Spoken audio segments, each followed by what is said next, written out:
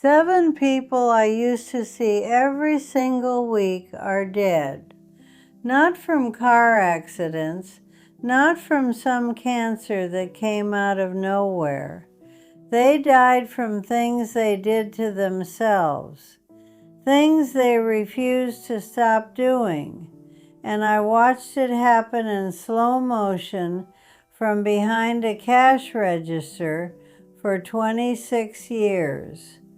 I need you to hear what I am about to say, because there is a very real chance that you are doing at least 3 of these 7 things right now. And if you are shaving years off your life. Not decades from now, right now, today, every single day you keep doing them. My name is Alma Ruth Jennings. I was a grocery store cashier at the same store for 26 years. That might not sound like much to you, but let me tell you what that job actually was. A front row seat to how people live and how people die. Because everything shows up in the grocery cart eventually.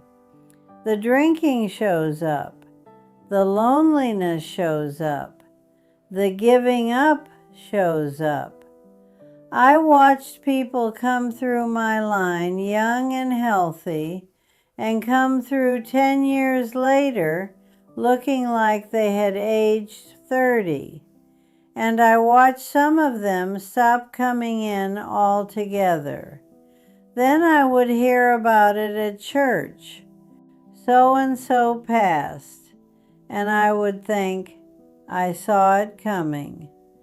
I saw it in what they were buying. I saw it in their eyes. I am not a doctor. I am not a scientist. I am a woman who watched an entire town live and die from behind a counter. The ones who went early had things in common. The ones who lasted had things in common too. I am still here at 101. My husband is not. My son is not. Most of my friends are not. So here are the 7 things I stopped doing. And I need you to listen to all 7, because the last one is the one that will get you. I promise you that. The first thing I stopped was eating food that did not look like food. I know that sounds strange, so let me explain. When I started working at that grocery store in 1957, people bought meat, vegetables, flour, sugar, butter, eggs. I could look at most things that came across my belt and tell you exactly what it was and where it came from. By the time I retired in 1993, I could not pronounce half the things on the packages, and the people buying them, their bodies were changing. Not slowly, fast. I watched it happen. There was a woman, I will call her Linda because that was her name, and she is gone now, so she will not mind. Linda came through my line every Saturday. Pretty woman, slim, full of energy. Then somewhere in the late 70s, her cart started changing. More boxes, more bags, more things with ingredient lists the length of my arm. Frozen dinners, instant this and that. Her body changed with her cart. Within 10 years, she was a different person. swollen, tired, could barely make it from the parking lot to the door. I am not blaming Linda. Everyone's cart started changing. But I noticed something. The people who kept buying the simple stuff, the vegetables, the chicken, the rice, the beans, they looked different. They moved different. They lasted longer. So I made a decision somewhere around 1980. If I could not look at something and tell you what it was, I was not eating it. If it had ingredients that sounded like a chemistry experiment, it was not going in my body. My husband Earl thought I was being ridiculous. He loved his frozen pot pies and his packaged snack cakes. Earl died at 72. I am 101. I am not saying that is the only reason, but I am not saying it is not either. You, right now, go look at your kitchen. If most of what is in there came out of a box or a plastic bag with writing you cannot understand, you need to change that.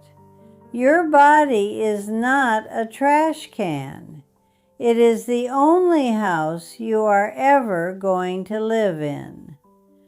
The second thing I stopped was keeping my mouth shut when something was eating me alive.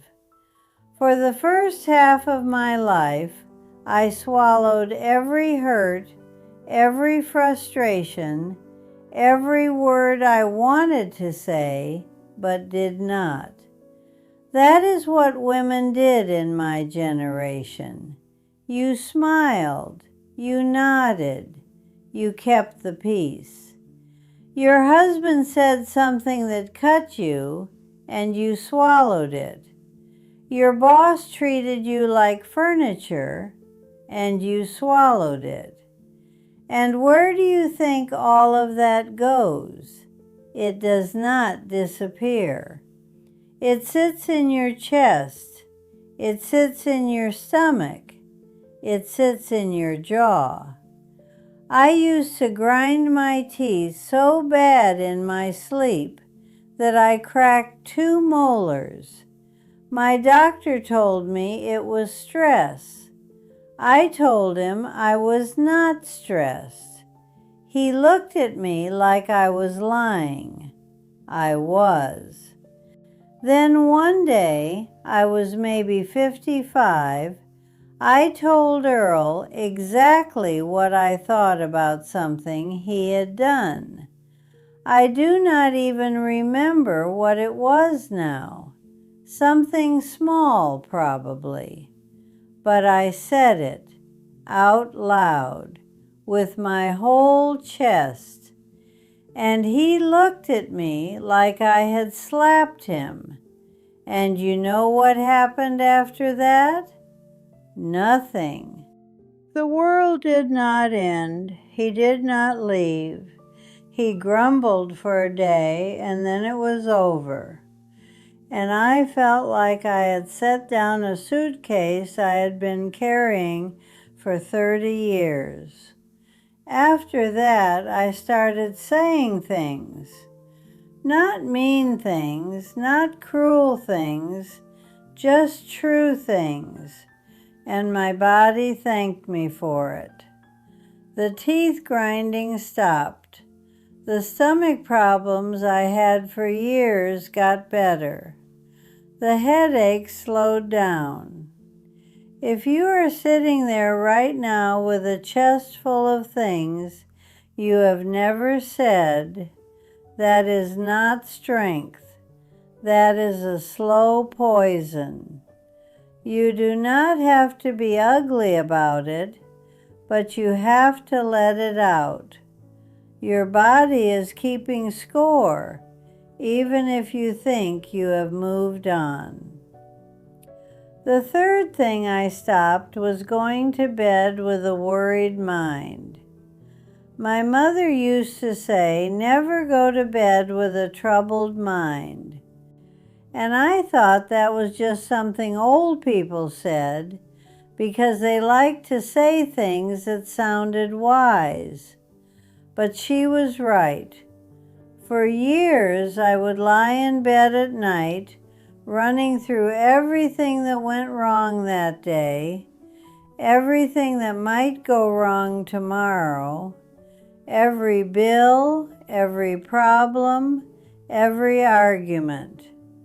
My mind would just spin and spin like a washing machine that would not quit.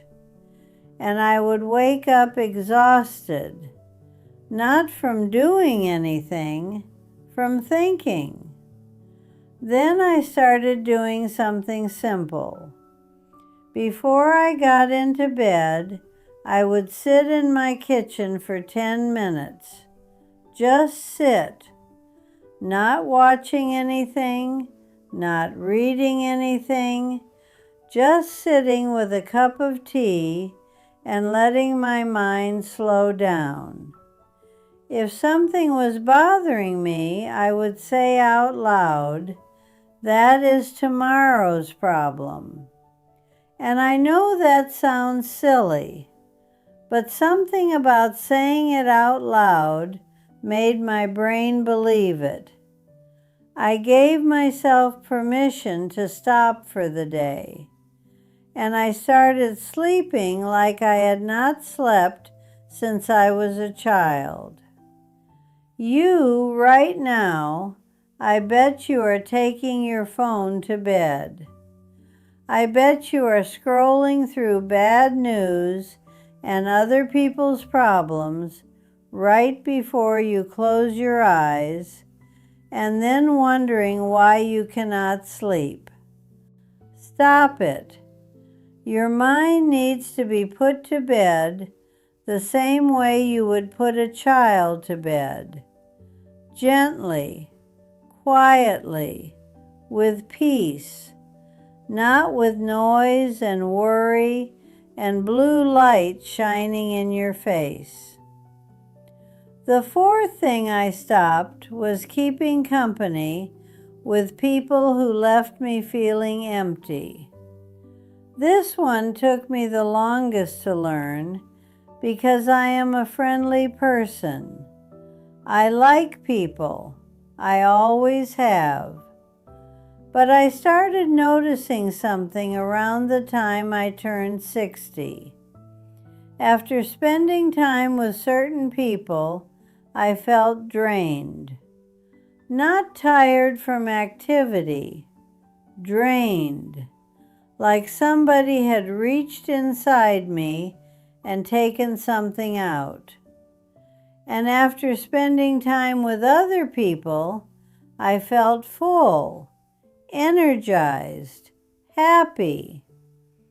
There was a woman at my church.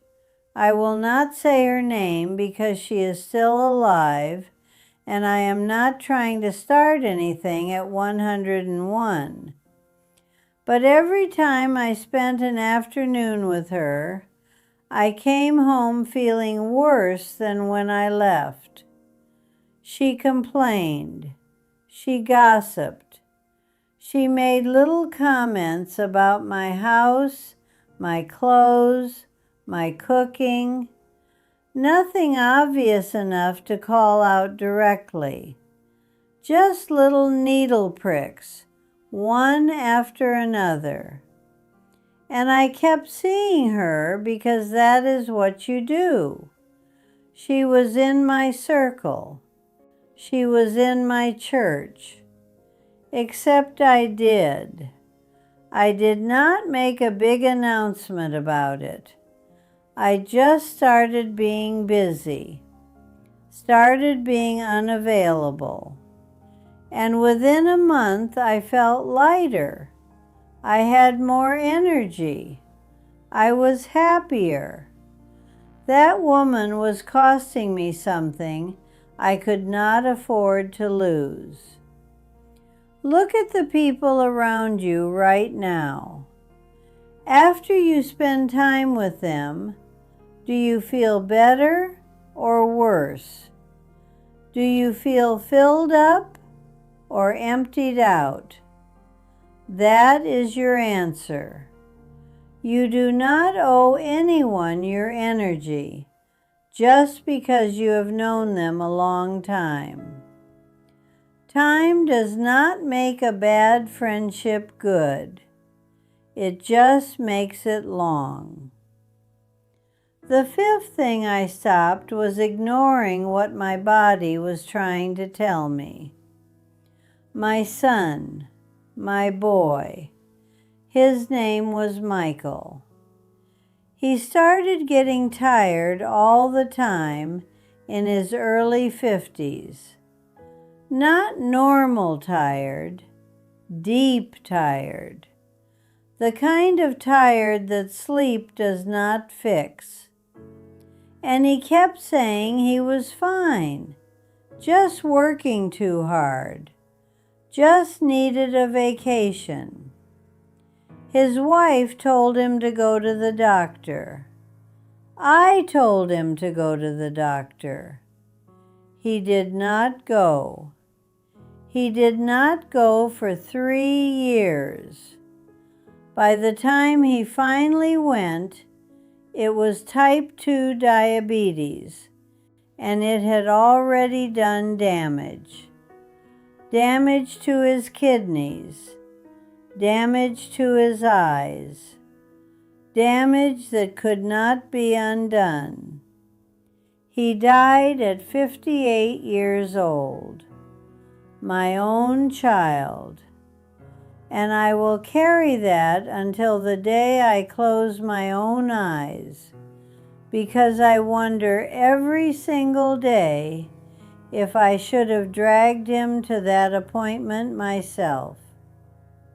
Your body talks to you. It whispers first, a little pain here, a little tiredness there. Something that just does not feel quite right. And most of you ignore it. You tell yourself it is nothing. You tell yourself you will deal with it later. Later might not come the way you think it will. Michael thought he had later. He did not. If something in your body does not feel right, go get it looked at tomorrow. Not next week, not next month, tomorrow. 3 years of ignoring whispers cost me my son. Do not let it cost you everything too. The sixth thing I stopped was buying things to make myself feel better. This one I learned from behind that register. You would not believe what people buy when they are sad, or lonely, or bored. I could see it on their faces when they came in. They did not really need anything. They would wander the aisles like they were looking for something they could not name. They would fill a cart with things they did not need. Candles, magazines, snacks they would eat in one sitting. Stuff, just stuff. And they would come through my line, and they would not even look happy about what they were buying. They looked like they were trying to fill something. I did it too. After Earl died, I went through a stretch where I bought things constantly. New curtains, new dishes, a new winter coat. Things I did not need. And for about 10 minutes after each purchase, I felt a little better. Then the feeling would drain away and the hole would still be there. because things do not fill that kind of hole. Connection fills it. Purpose fills it. Being useful to somebody fills it. A new set of towels does not. I stopped buying things I did not need, and I started doing things that made me feel needed. I started bringing meals to people who were sick. I started calling people I had not talked to in too long. I started writing letters, actual letters on paper with a stamp, and that hole started to close. Not because I bought something, but because I gave something. If you are someone who shops when you are sad, I want you to think about what you are actually hungry for. It is not the thing in the cart. It is not the thing in your online shopping bag. It is something much deeper than that, and no amount of next day delivery is going to fix it. The seventh thing I stopped, and I saved this one for last because it is the one that will hit the hardest, is I stopped acting like I had unlimited time. When you are young, time feels like an ocean. You cannot see the other side of it. There is so much stretching out in front of you that wasting a day, a week, a year does not seem to matter. I know because I felt that way too. I put things off, big things. I told Earl for years we should take dancing lessons together. He wanted to, I wanted to, we never did. I said we would go to New York someday to see a show on Broadway. We never went. I said I would learn to paint because I always loved watching people paint. I never once picked up a brush. And then Earl was gone, and half of those things did not make sense to do alone. But here is the part that nobody warned you about. It is not just the big things you run out of time for. It is the small ones. It is one more cup of coffee with your mother on a Sunday morning. It is one more phone call with your friend where you laugh about nothing for 20 minutes. It is one more evening sitting on the porch with the person you love, not doing anything important, just being together and letting the night come in. Those are the things you miss the most when they are gone, not the trips you did not take, the ordinary, unremarkable moments you did not pay attention to because you thought there would be a million more of them. I had a friend named Doris. We worked at the store together for years, stood at registers right next to each other. We always said we would take a trip when we both retired, somewhere with a beach and no cooking. We talked about it for 15 years. She retired 2 years before I did. She died 5 months later. Stroke. Just like that. And I sat at her funeral thinking about a beach neither of us ever saw. You think you have time. You do not know that. Nobody knows that. The healthiest person you know could be gone next month. You could be gone next month. I am not saying that to scare you. I am saying it because it is the truth, and the truth does not care about your plans. Whatever you are putting off, stop putting it off. Whatever you are waiting for the right time to do, the right time was yesterday, and the second best time is right now. Whoever you have been meaning to call them when you are done watching this. Not tomorrow, not this weekend, today. I have been alive for 101 years. I have buried my husband. I have buried my son. I have buried friends I thought would outlive me by decades. And the thing that haunts me most is not the hard times. The hard times made me who I am. What haunts me is the wasted time, the things I kept saying I would get to and never did, the people I kept meaning to visit and never visited, the words I kept planning to say and never said out loud. So let me say it plain one more time.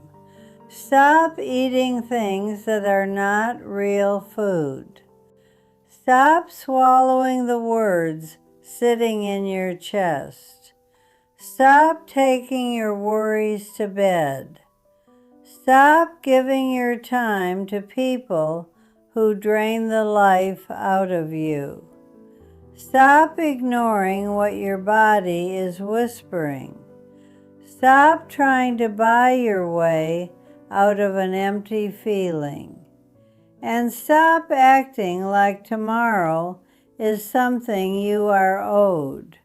Nobody is owed tomorrow. You do not have forever, but you have right now. And right now is more than enough if you stop wasting it on things that are slowly killing you. I am 101 years old. I was a cashier at a grocery store in a small town in Tennessee. I am nobody special, but I paid attention. And paying attention is what kept me here this long. Now I have said my piece. And if even one person listening to this goes home tonight and makes one single change, then getting my granddaughter to set up this camera and point it at my face was worth every second. Now go on. Go live your life. You have got things to do, and I have got a garden that needs watering.